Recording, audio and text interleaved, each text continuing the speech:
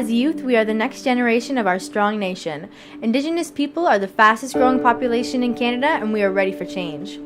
With such an extraordinary and colorful culture, we all come together in many similar ways, but we also share many similar barriers. By learning from the mistakes of those before us, we are breaking the cycle by learning more and initiating to build a better future for ourselves and those that will come after us. In our journeys, we all face diverse difficulties, but there are places like the Hamilton Regional Indian Center that people can find a sense of belonging and comfort in. In particular, the SHAE program has touched the lives of many bright and independent high school students, and the lessons taught here go beyond just the textbooks. As a whole, Indigenous people are starting to thrive. We have big plans for our futures and we are learning how to get there.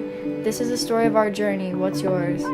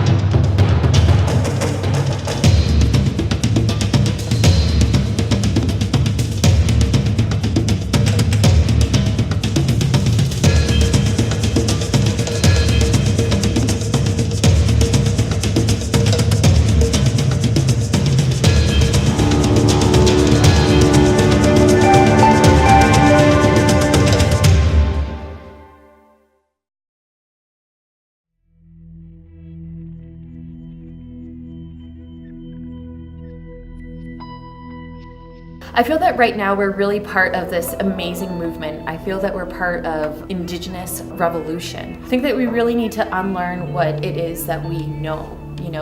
We've been part of this history of colonization, colonialism, genocide, the imposition of the church and state to create policies to eradicate Indigenous peoples and to force us into genocide and into residential schools and things that have created adverse effects on Indigenous peoples. We have learned to oppress and marginalize Indigenous peoples and peoples of color through the education system, through the untelling of the truth of Canada's past. It's a hidden secret. And right now, I think that education has done a grave injustice to Indigenous peoples, and not only Indigenous peoples, all peoples, because really colonization is a global issue. As Canadians, we're recovering from cultural genocide. And if you look at countries like Germany recovering from Nazi Germany, their education system is so open with regards to teaching about Nazi Germany and World War II. Whereas I don't think I can recall a full day learning about residential schools. What we need to do right now is we need to find spaces and places for healing, to empower our Indigenous peoples to come out and to share their stories, to speak their truths, to change the status quo. For me, for so many people before us, we've had to enter into these Western schooling systems and leave our culture at the door. And spirituality has been robbed of us. Sir Duncan Campbell Scott and Sir Winston Churchill, they said that what they wanted to do is kill the Indian, save the child.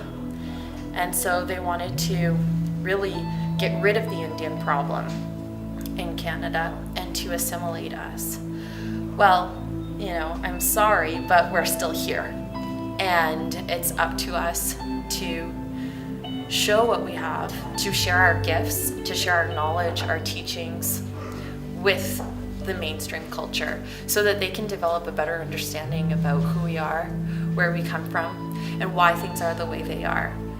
It's up to our young people. It's up to our Indigenous people, our Indigenous young people, our learners, to light that fire.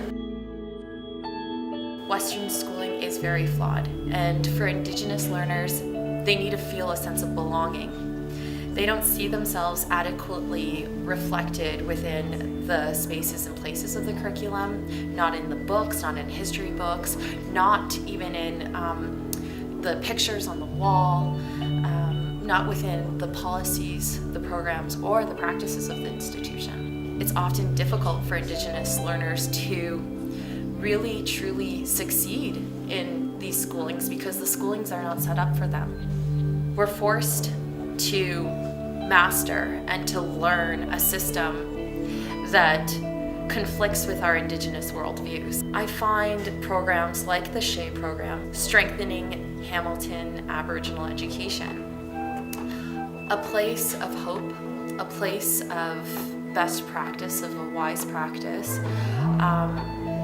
that incorporates Indigenous knowledge, epistemology, so worldviews, and pedagogies. The SHE program, they begin and end each day with a smudge. They have spaces for sharing circles to happen. You walk into the SHE program and you see a lot of the Indigenous teachings and principles and values plastered all over the walls. So, it's really a place for Indigenous learners to feel that sense of belonging. The spirit was really taken out of them. But yeah, for Indigenous learners, we need to learn, and all learners, I would argue, it's really about having spaces where they feel valued and respected, spaces where their identity is affirmed and they can learn about who they are and where they come from. Fundamentally, their holistic health and well-being is at the core of their Indigenous student success. I'm actually glad to be a part of this project. Because this project basically gives me a chance it will give me a voice so I can try and make a change. I'm glad to be a part of this program because I feel as though everybody in the program wants to make a difference, and for this to be on film can make a difference for people in the future as well. I come to the SHE program because when I come here, I feel like we can make a difference and that it's not so far away. I like coming to the Indian Center because here we're all welcome, and here we're all accepted, and here we're treated how we should be treated. I feel like I want peace in the world, even though it's probably not gonna happen anytime soon. That's probably what I would want. Well, something that would make me happy as a change in the future would be for Natives to feel accepted and welcome, to have programs for us, and to not be bottom class in society, and how we're thought of, to change that and to break the stereotype of us being just lazy, drunken Natives. I think a lot of people need to heal just from their struggles that they've gone through their life. I just want everyone that's Aboriginal to have the chance to finish school, to go to college or university and get a successful job that pays well and everything. So that's what I'm hoping this film will change for us. What I like to see is for everyone to kind of get an understanding and be more empathetic towards youth, their emotional, physical, spiritual, mental needs. I decided to try out the program myself when it got off the ground, and I ended up graduating, long story short, from the SHE program, and then I went from there to take a couple of courses at Mohawk College and then Aboriginal Adult Education through Brock University, and I ended up getting employed here as an administrative assistant, and I've pretty much been working here ever since. That was roughly about 2006 I started here. And I've done a couple of other things and projects in that time, but this has been where I keep coming back to. I can really relate with the students here. It's actually my passion to be working with the youth, knowing that I have been through some sort of the same struggles, but I didn't have the support that that is available for all the youth today. I've been assigned to work with the SHE students for the month of July and help them work through their English course, a media course, and put together a film project to share their story. I facilitate learning, so all summer long I was responsible for creating lessons, helping students find out who they are, be comfortable with who they are, and be proud of who they are. What do they need? Where do they want to go? And how do we help them get to where they want to go? So my goal as a teacher is to be a platform that students can share their voice through, and for me to help communicate it to powers that are higher up and just make sure that all students are kind of, reaching their full potential. I would like to see Aboriginal youth feel confident, feel proud. So my goal as a teacher would be to see an Aboriginal youth program become somewhere where students can go, they can get help. We treat, we tend to your spiritual need, we tend to your physical need, we tend to the mental health needs, and we tend to, your emotional needs as well. A lot of students that come here, they're disconnected with their culture, but when they attend here and they participate, they start to find themselves, and they start to, getting through their roots and asking questions and speaking with elders, making those connections with people in the community and finding out who they are and where they come from. So we're like a team of three, always, making up program and trying to get the youth involved in HRIC programming as well. The journey to success is not an easy one. It wasn't an easy one for me. It wasn't an easy one for a lot of people. And you know what, from what we've discussed all summer long, a lot of us are facing challenges in this program. So you need someone to kind of help you guide your way, and I'd love to be that person, and hopefully I've been that person throughout the year.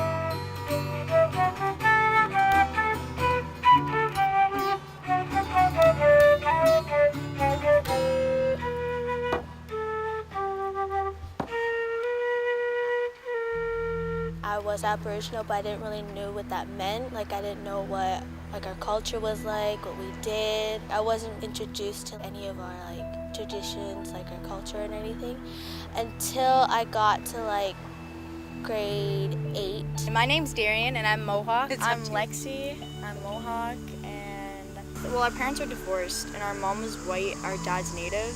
And we lived with our mom. So for a little while we were whitewashed, but then we moved with our dad's side of the family and we became more. We've always been closer with our dad's side of the family as well. We're native compared to all the white kids at our school, but compared to other traditional natives like Bradley, we're not as traditional as he is. My name is Dawson Miracle. I come from Cattaraugus, from the States. I'm Tiffany. I'm from Six Nations. I'm Onondaga Turtle Clan. And I would like to see educators have a better understanding of our Native culture and our background. My name's Erica, and I don't really know anything about what I am yet. My name's Aaliyah Jenkins, and I'm Cayuga. Well, originally from Hamilton, I moved back and forth from Grimsby, but my whole family's from New Credit up there. My name is Hunter, and I don't know anything about my background. My past grandma's, boyfriend. He's Ojibwe. He loves the culture and everything, and he was in a residential school, so he's kind of torn between the two of the white man's traditions and then our traditions. He's still kind of damaged from it because he still doesn't like talking at the table, the dinner table, and if you did talk at the dinner table, you would be punished.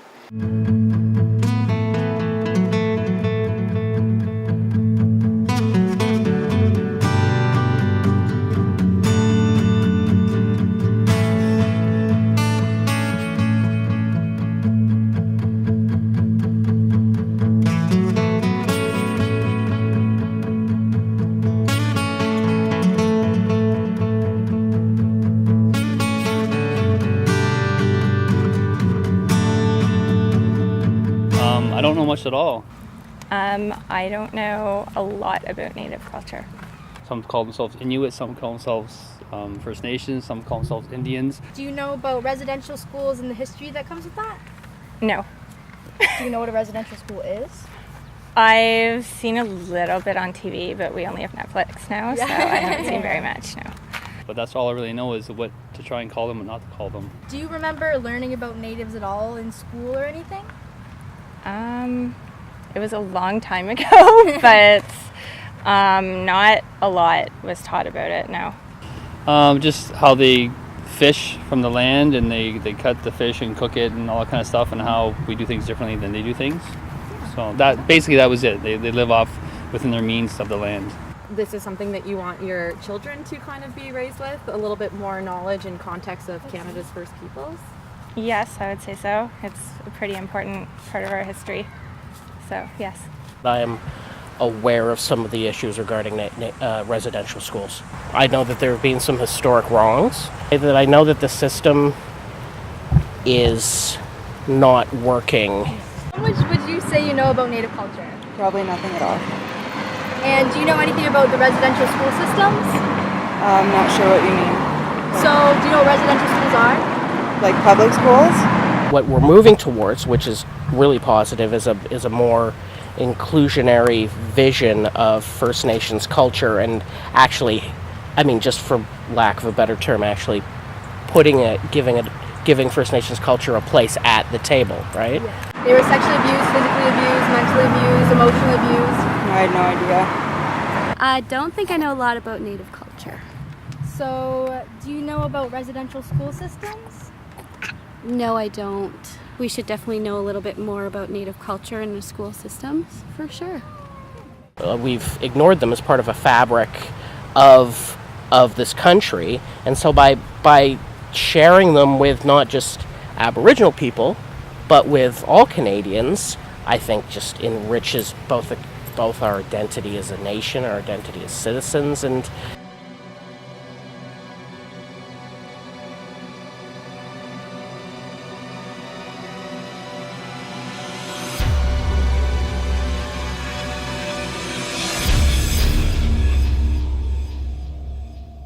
I don't know that much about Native culture, no.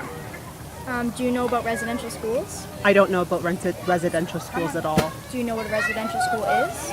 No, I don't know what a residential school is. Can you remember learning about Aboriginals in school? Very little. Very little I remember. But I don't see you as natives, I see you as humans. I grew up on the reserve. You did? Yeah. What are you? Huh? Ojibwe. You're Ojibwe? Oh my gosh, okay. What are you? Wow. Half. Mohawk. Half? When I was younger, when my grandfather was still alive, he taught me a bit of it, but I don't know a whole lot about it. He really didn't elaborate because he wasn't Comfortable talking. Yeah. Like I grew up on a reservation in Eskasoni, Nova Scotia, and people there were picked on worse, and the government has been pushing it under the rug for too long that, pardon me, the native culture was, they tried to bury it, and they frowned people talking about it, and they've yet to apologize for any of the stuff that they've really done wrong. Yeah.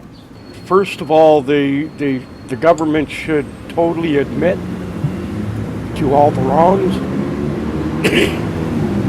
And I think, honestly, the Aboriginal people would forgive them if they were to admit to all the wrongs that they've done to our people. I think that instead of trying to keep them down, they should let them go back to their own culture and express themselves instead of trying to hold them down and push them back.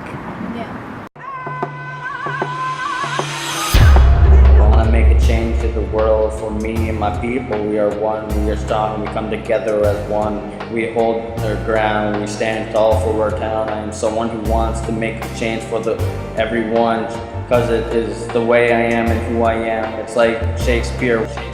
Once said there was nothing either good or bad, but thinking makes it so. We stand tall for our town. I am someone who wants to make the change because it is the way I am and who I am.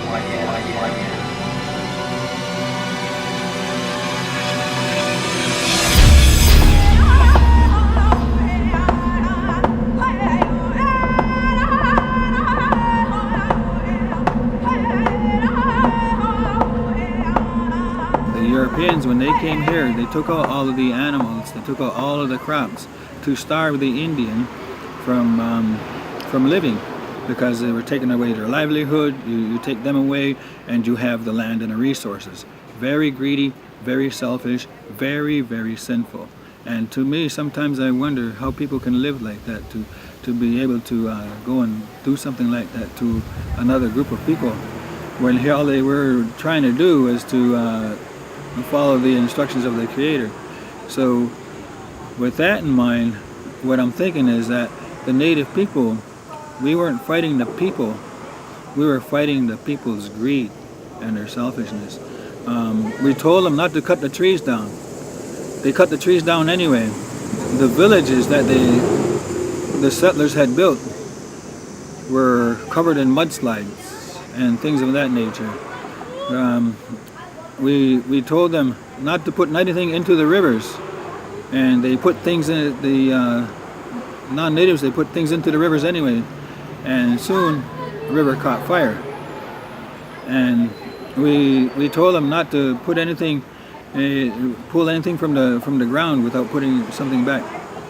They're fracking, and they're taking oil left and right, and it's not good because what does oil do?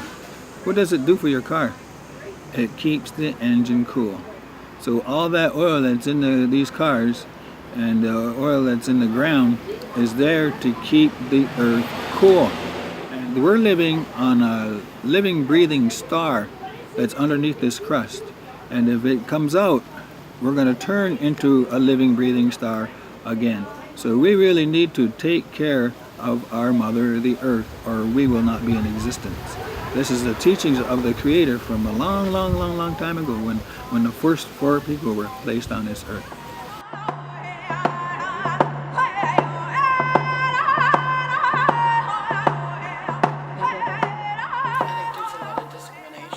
I think there's a lot of learning that needs to go on between Native and non-Native communities. I think there's a lot people need to learn on both sides of issues. And I think some are coming to the forefront, but still a lot of things need to be learned. History, going back to even you guys learning in school, something like that, history. That whole, was it 10 Mile Out? Mm-hmm. I went to that play and that was fantastic, and I think like they all said they learned something, whether they were Native or non-Native. So I think it's a learning curve for everybody. I'm Ojibwe. I am a First Nations.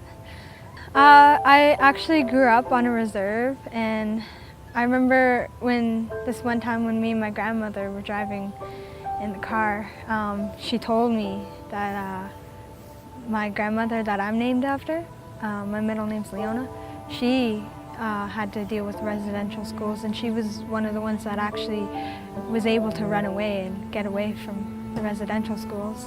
And I've always wanted to ask her about it, but I didn't want to disrespect her or anything, and so I just let it be. I didn't want to end up hurting her or anything.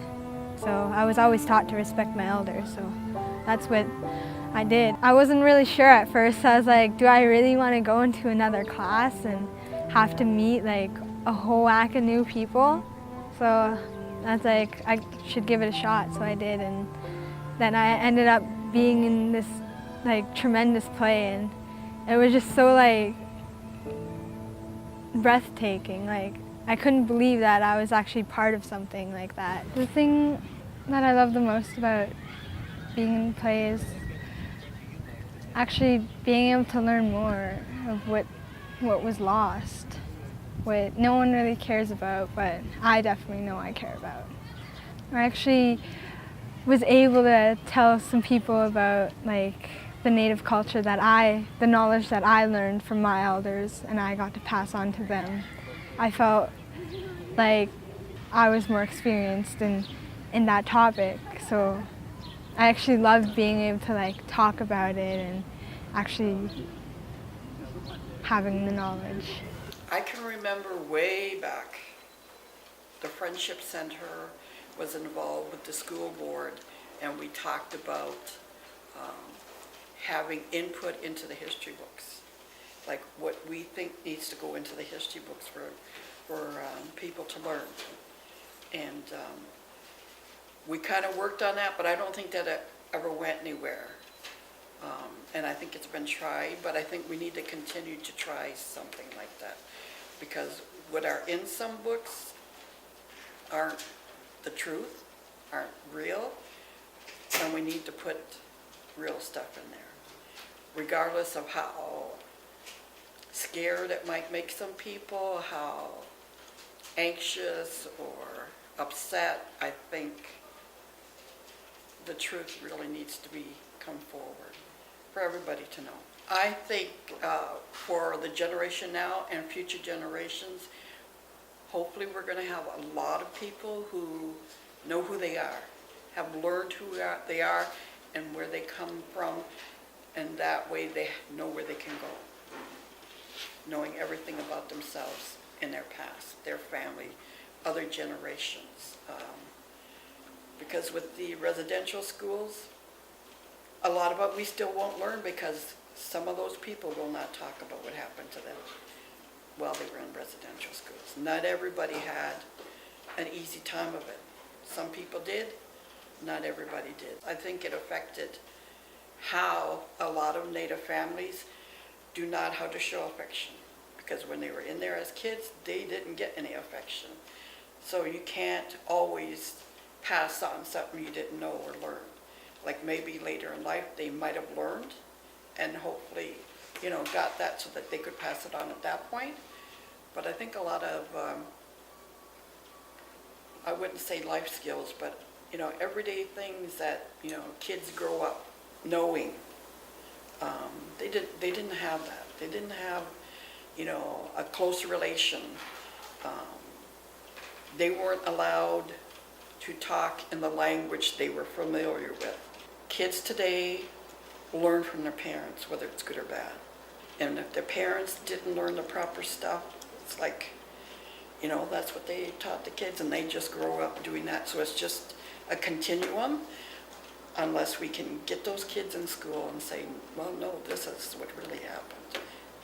This is really a reason why, they're like that. It was because of, whatever happened. And it does go generation to generation I think for quite a while, quite a spell. Because again, it's like, what one generation didn't have to pass on, the other generation doesn't always have it to pass on either. A lot of people that were in the residential school, when they came out, would not speak the language, only because they were beaten when they spoke the language. They didn't want harm coming to their kids, even though they weren't in residential schools, but it was still that sort of stigma of some people didn't have it too bad. I used to have a gentleman come to visit me in the Friendship Center who was in a residential school, but he had skills. He could type, so they put him in the office. He he didn't say he had it easy, but he knew things were happening to other kids, but it didn't happen to him. And he actually got paid for doing some of the stuff he had. And he said he would go out and buy candy for the other little kids that were in there, because he was, a little bit older. I know a couple of people that they talk about residential school, but it's all in humor. They'll say things like, well, even stuff that like a person would say that went to jail. He would say, you kick your bar of soap over to the wall and then you bend down and pick it up. Those kind of things. But he joked about it, but it was still real stuff that happened in there. But he was able to get through it like that. That helped him. A lot of people couldn't find something to help them. And it all depended on, some kids went in there and never saw their parents again. Some kids went in there and got visits or got to go home for a little bit. And they might have had a little bit of a connection, but some people didn't, so they didn't know, even who their family were after they got out. Because they only stayed there till they were 16 or 17 or something. But when they got out, it was like there was nothing there for them because they didn't feel a connection. So I don't know, for some people there will not be a reconciliation. And I don't know if you're talking money, any kind of a benefit, or, I don't know, somebody reading a piece of paper to you. That might be all right for some and it won't be for others, but I don't think you're going to be able to appease everybody. I went to a thing they had here about reconciliation, and they had some churches here, and they talked about, when they first did the reading. But that's all it was. They read the same thing that was read 20 years ago, whenever that was. You have different people saying it, but nobody's adding any feeling to it, they're going through the motions and that's it. I don't think that's going to help anything. But I know I've heard a lot of people say how the Catholic Church never ever said we're sorry. And that was a big, big thing for everybody, because everything was run by the church, most of them. And they were the head of all churches, as far as I know. I'm not religious in that way, so. But, they'll say, well, this church showed up and they read, and this church and that. But the real head never said, we're sorry, yes, this happened. And, lots of times you may not even have to do anything after that, but admitting that you were sorry, that something wrong was happening, and, that, nothing's going to happen like that again. I think that would be a big thing for a lot of people.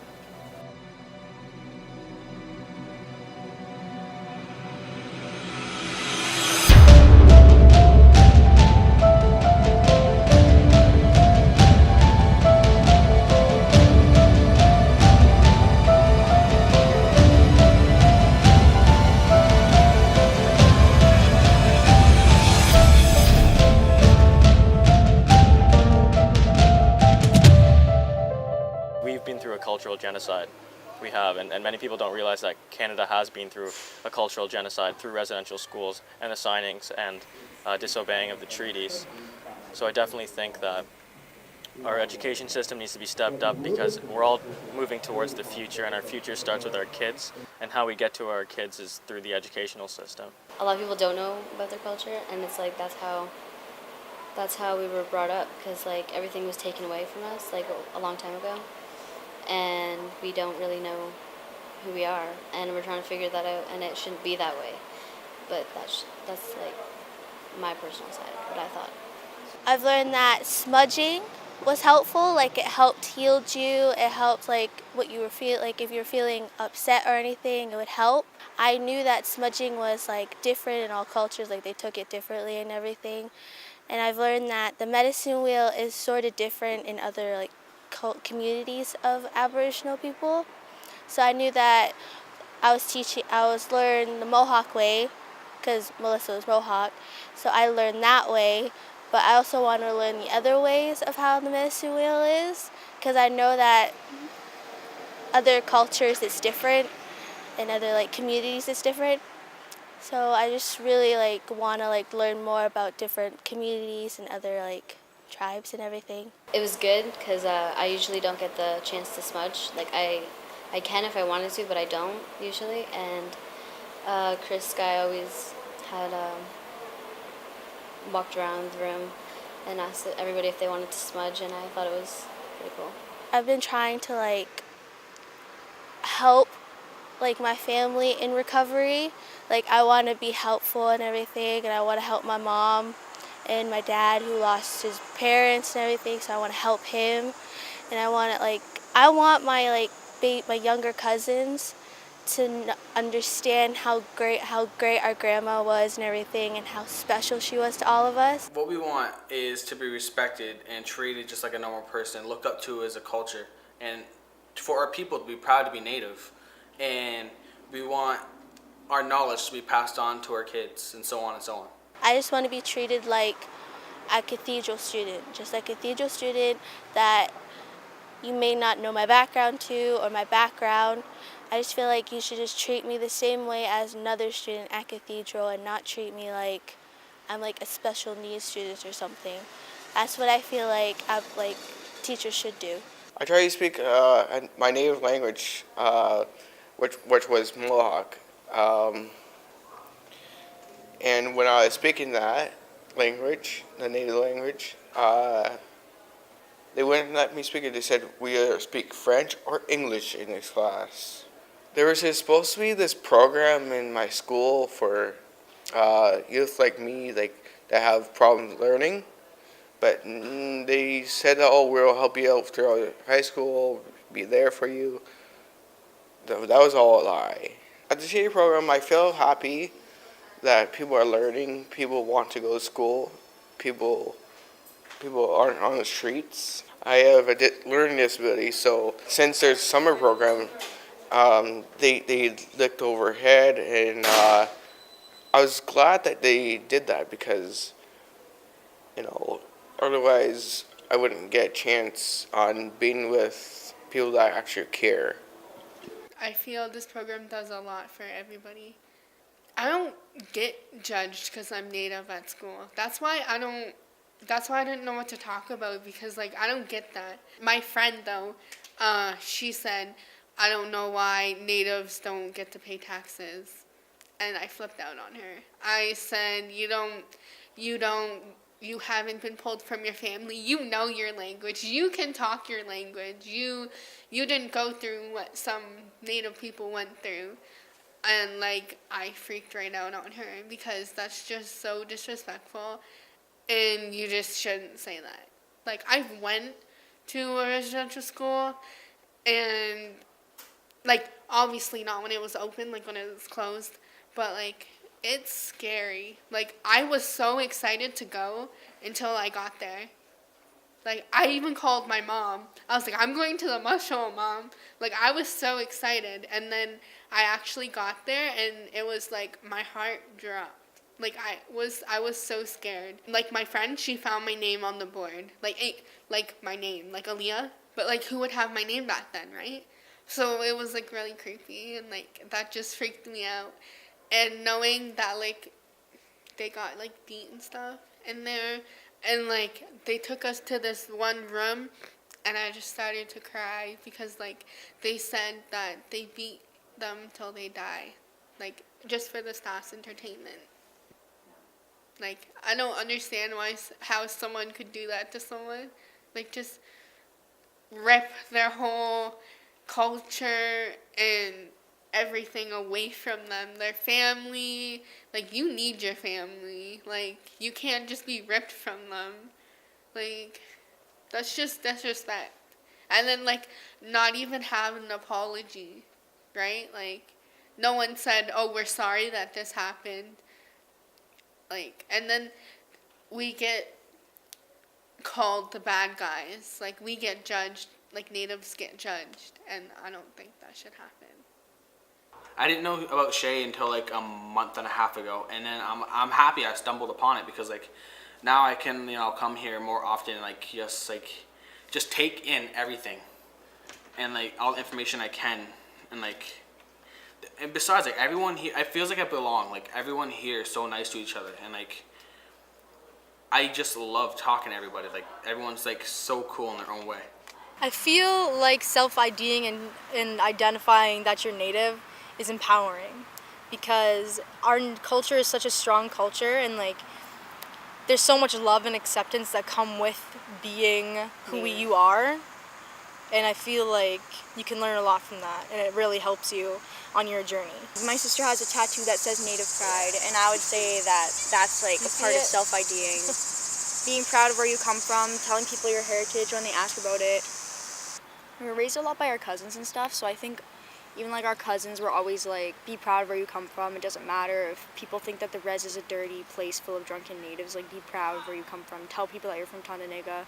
Tell people that you're Mohawk, and like, Just let it be known and let it be heard. And let it be heard that you're a native and that you're proud of it, and that we're not Like when lazy, you we're take not drunk. okay, when you take the medicine wheel and apply it to your life, it actually helps. Things because become like when more you're clear.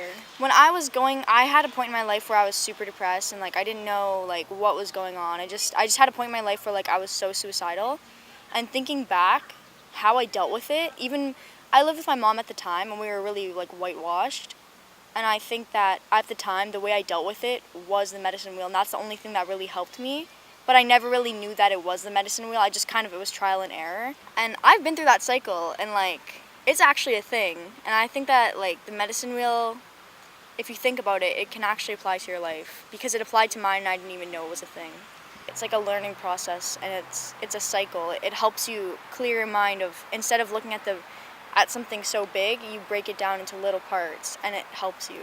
But yeah, when I was going through my depression, like, that's what helped me get out of my depression, and like those 4 stages, like thinking back, like it definitely went through them, and I never even knew about the medicine wheel. And then when Jolene showed us it, I was like, oh my gosh, like that's actually a thing. Some barriers that I see for Native people is definitely racism, prejudice.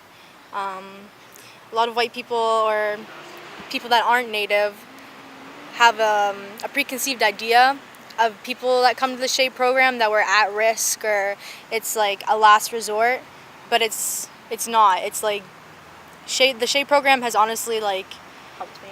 Yeah, it has helped me because I just feel like it's more of a community.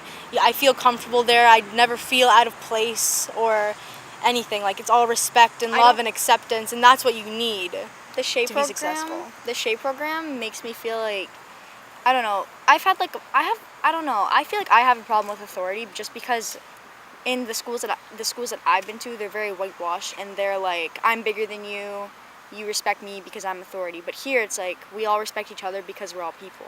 And I think that being at the SHAPE program makes me feel like I have more of a relationship with the authority, and so I can excel because I don't feel pressured and I don't feel like I have issues that shouldn't be there, you know? Stuff that I want to take into the world from the SHAPE program is having a sense of community, having a better relationship between authority and students or whoever. Kindness, like be kind to everybody no matter who they are. Let everybody just be who they are. Don't judge them because of where they come from or how they act or whatever, or what they like to wear. Just let everybody be everybody. In lots of white schools, it's like, it's all about authority, it's all about money, it's not family, it's not community, it's not about learning, it's about passing. And I think that's something that the SHAPE program is different. Like, it's not like that. And I think that's, like, the schools need the SHAPE program. As Native youth, we're not expected to succeed because people look at our ancestors or the people that were before us, and all they see is hurt and damage and alcohol, drug use, poverty, but they don't see that we want to be different, and they don't see that we're ready to take on the challenge of change.